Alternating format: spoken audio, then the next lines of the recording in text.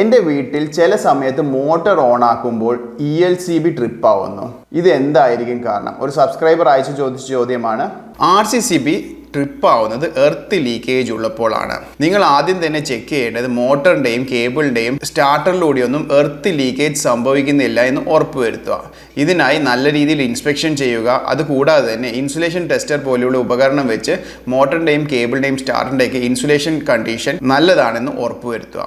ഇതൊക്കെ ഉറപ്പുവരുത്തിയതിന് ശേഷവും ട്രിപ്പ് ആവുണ്ടെങ്കിൽ പിന്നെ ഒരു സാധ്യതയുള്ളത് RCCBയുടെ നൂയിസൻസ് ട്രിപ്പിംഗ് കാരണമാണ്. ELCB അല്ലെങ്കിൽ RCCBയിലെ നൂയിസൻസ് ട്രിപ്പിംഗ്, അതായത് ആവശ്യമില്ലാതെ ട്രിപ്പ് ആവുന്നതിനെ കുറിച്ച് ഡീറ്റെയിൽ ആയിട്ടൊരു വീഡിയോ ഞാൻ ചെയ്തിട്ടുണ്ട്.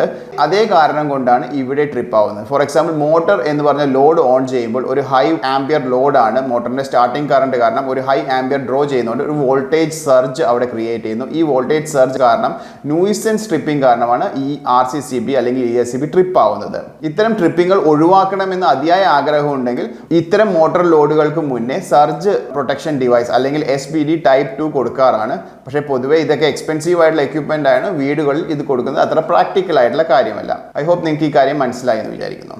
ഹായ്, ഞാൻ Shishir, electrical consultant. Welcome to our channel Shishiram engineering service. ഇത്തരം കൂടുതൽ വിവരങ്ങൾ കിട്ടാൻ ഈ ചാനൽ സബ്സ്ക്രൈബ് ചെയ്യുക.